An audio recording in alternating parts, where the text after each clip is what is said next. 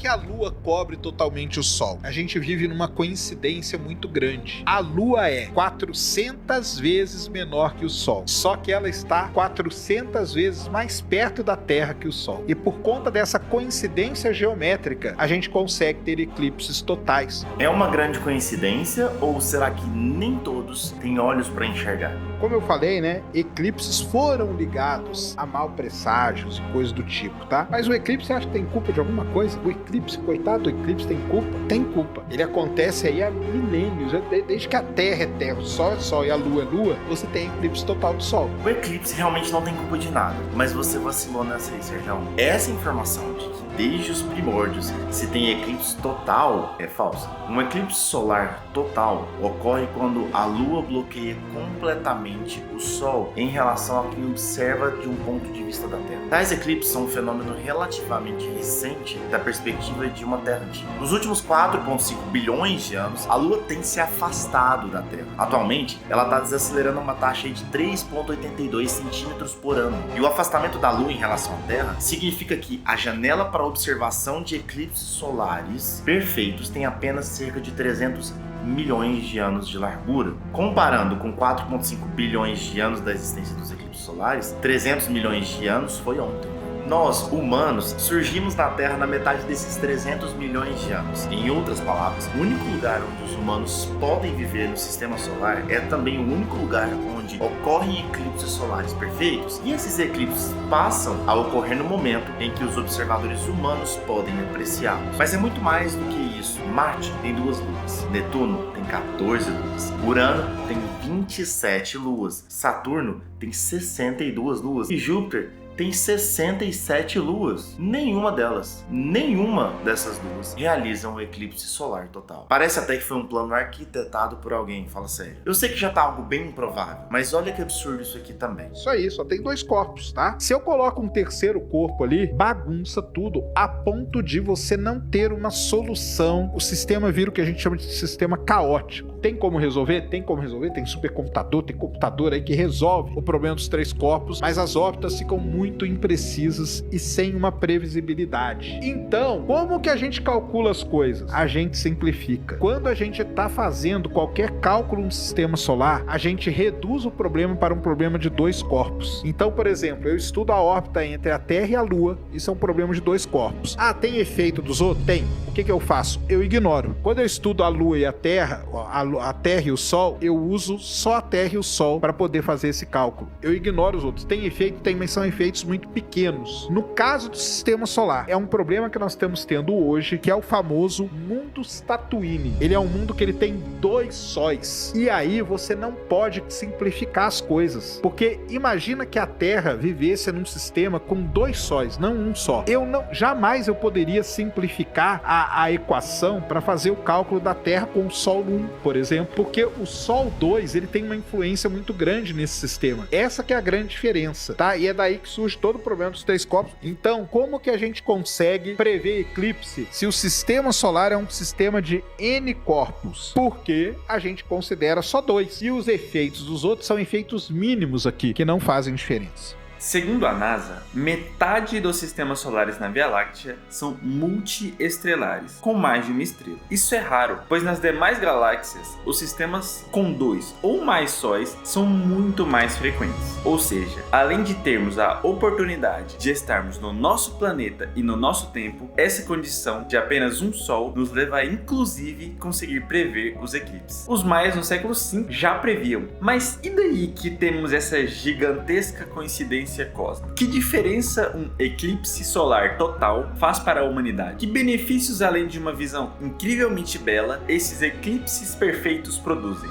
Eles permitem a observação da atmosfera e das erupções do Sol. Muito do que os astrônomos descobriram sobre atmosferas, cromosferas e explosões estelares veio da observação de eclipses solares perfeitos. É como se o grande designer do cosmos tivesse nos preparado para enxergar mais de suas assinaturas no universo. Mas disso o Sérgio sabe bem. O eclipse total do Sol também, ele é um momento único para outras coisas. Ele é muito útil para você estudar a coroa solar. O que é a coroa solar? A coroa solar seria a atmosfera mais externa do Sol. Existe um mistério muito grande hoje. O Sol tem lá uns 15 milhões no seu núcleo, chega a 6 mil na superfície, né? A gente esperava que, à medida que você vai se afastando do Sol, vá esfriando. Mas não foi isso que aconteceu. Pelo menos as medidas que a gente fez, você vai se afastando, né? Vai chegando ali na coroa solar e, de repente, a temperatura aumenta drasticamente. Esse problema é conhecido como problema do aquecimento da coroa e é um grande mistério. E ao analisar imagens de milhares de eclipses e tal, você pode buscar ali alguma razão. Hoje a gente tem sondas que passam muito perto do Sol que procuram também dessa maneira. Então esse é o primeiro grande experimento que dá para fazer. Em segundo lugar, o momento dos eclipses solares perfeitos em vários locais da Terra fornece aos humanos um relógio sofisticado. O momento dos eclipses solares permitiu aos historiadores produzir um calendário de eventos no início da história da humanidade, como os maias, egípcios, assírios e vários outros povos. Também permitiu aos astrônomos medir a desaceleração da taxa de rotação da Terra, como consequência das interações das marés entre Sol, Terra e Lua. Em terceiro lugar, nós temos um mega destaque para você. Uma bela história iniciada pelo nosso querido Serjão dos Foguetes. O ano era 1915, o Einstein fez ali toda a sua teoria geral da relatividade. E ele falou que teria uma maneira da gente comprovar que o que ele estava falando estava certo. E essa primeira maneira foi através do quê? De um eclipse total do Sol. 4 anos depois, em 1919, teve um eclipse total do Sol. Esse eclipse total do Sol, de 1919, foi o eclipse onde uma equipe viajou para Sobral, no Ceará. Para fazer o quê? Para poder, então, comprovar a teoria da relatividade. O Einstein previu que, quando a luz de uma estrela passasse perto de um corpo de grande massa, no caso o Sol, essa luz seria distorcida. Isso quer dizer que, se a gente tentasse ver a estrela aonde as nossas equações sem a relatividade previam, a gente não ia ver. Se a gente aplicasse a correção pela relatividade, a gente ia ver. 6 meses antes do eclipse de 1919, a equipe veio aqui para Sobral e fez uma imagem do céu noturno, porque exatamente 6 meses depois, aquela porção que estava de noite estaria de dia, porém com o Sol eclipsado. Isso quer dizer que as estrelas estariam visíveis no céu. Então você veio 6 meses antes, faz a foto do céu, tem a posição das estrelas. Não tem nenhum astro ali para a luz passar perto e ser desviada. 6 meses depois tem um eclipse. Você volta aqui e faz a mesma foto. As estrelas, se a relatividade estivesse errada, as estrelas deveriam aparecer na mesma posição, mas não apareceram. Elas apareceram com um desvio. E esse desvio foi exatamente o desvio que foi previsto pelas equações do Einstein. Então, isso é algo assim realmente espetacular o que o Einstein conseguiu fazer. Ele conseguiu prever essa distorção que a luz sofria ao passar perto de um objeto de grande massa. Isso hoje é muito usado. Isso é o princípio que a gente usa nas lentes gravitacionais e a aplicação disso é sem fim na história aí da astronomia. Exatamente. Essa equipe aí citada pelo Serjão é a equipe do famoso físico Arthur Eddington, que deu a notícia da confirmação da teoria da relatividade geral de Einstein, divulgada em todo o mundo, e fez com que você aí na sua casa conhecesse esse rostinho bonito do Einstein. Mas o Serjão esqueceu o mais importante nessa história. A relatividade geral, querendo ou não, induz um modelo radical do universo, que contradizia o modelo cósmico reinante da época dele. Antes da teoria da relatividade geral do Einstein, os astrônomos, os físicos, eles estavam convencidos de que o universo era eterno e estático, e portanto, não demandaria uma explicação, ou seja, um designer para justificar o seu surgimento. Mas a teoria de Einstein afirmava que o universo tinha uma idade finita, portanto, ele teve um começo, um início. E por definição, algo infinito não tem início, ele não começa. E algo estático não tem tempo, porque tempo implica movimento. De acordo também com a relatividade geral, o universo está em expansão conforme as observações feitas pelo telescópio Hubble. Por esse motivo, eu acho que talvez o Serjão tenha se confundido aqui. Não seria prudente acreditar em vida inteligente como a nossa em outros planetas, sendo que o número tende ao infinito? Um macaco datilografando aleatoriamente infinitas vezes, uma hora conseguiria escrever a Bíblia. Cara, então, não é infinito. Porque o universo é infinito. Agora, para você ter um planeta que orbita uma estrela parecida com o Sol, que tem uma atmosfera parecida com a Terra, que seja rochoso, que tudo isso, então não é infinito. Ele cometeu um equívoco falando que o universo é infinito. Afinal, os nossos belos eclipses solares totais provam que não é infinito. Mas uma coisa ele disse certa: a probabilidade da existência de vida inteligente não é infinita. Vamos fazer um cálculo simples aqui, esse aí citado no vídeo dele. Suponhamos que esse macaco teclando aleatoriamente chegaria na Bíblia. Se o tempo fosse infinito, até seria plausível pensar nisso. Mas a teoria da relatividade mostra que não é. Então, o universo tem, portanto, aproximadamente 13,8 bilhões de anos. Qual a probabilidade do macaco chegar na Bíblia? Lembrando que a Bíblia tem muito menos informação escrita lá do que a informação necessária para o surgimento do universo e da vida. Vamos aos cálculos. Na língua portuguesa existem 27 caracteres distintos, as letras do alfabeto. A Bíblia tem aproximadamente 4 milhões de caracteres ao todo,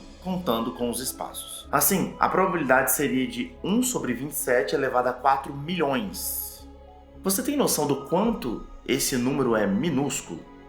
Esse número faz a menor partícula que conhecemos parecer um gigante. É um número com cerca de 5.727.020 zeros após a vírgula. É óbvio que isso é considerado matematicamente zero, ou seja, impossível. Isso porque nós desconsideramos aqui a pontuação e os acentos, hein? Isso significa dizer que, em termos práticos, para gerar informação útil, como é o caso da informação necessária para surgir a vida e o cosmos organizado que nós conhecemos, é necessário, não tem opção, é necessário um guia intencional e inteligente para isso acontecer.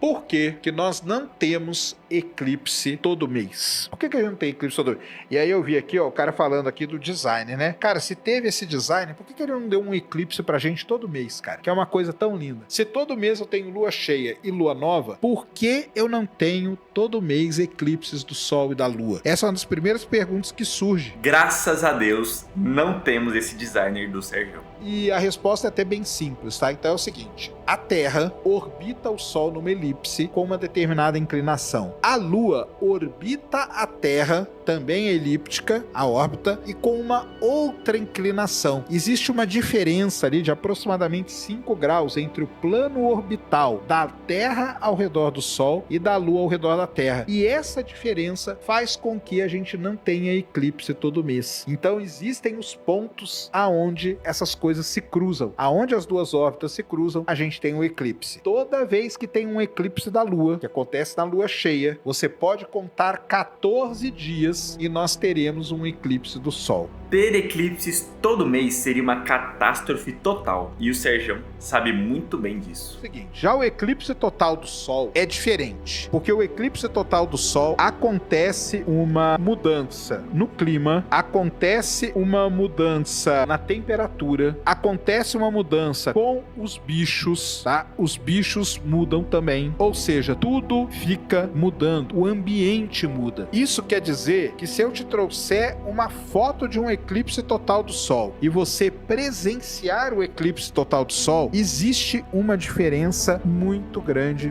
mesmo. Como o eclipse total causa uma mudança tão drástica no ambiente, ainda bem que não acontece todo mês. Assim, graças a esse ajuste fino, temos um espetáculo desse, em média, a cada 18 meses, em locais diferentes, sendo essas alterações ambientais tão minúsculas que torna esse evento ainda mais raro e valioso. Deus criou os seres humanos no único tempo, no único lugar onde poderíamos desfrutar e nos beneficiar da experiência de eclipses solares perfeitos. Como Deus se revelou progressivamente na história humana, ele vem se revelando progressivamente na natureza, no universo, conforme nós vamos aprendendo mais e mais a respeito dele e da criação.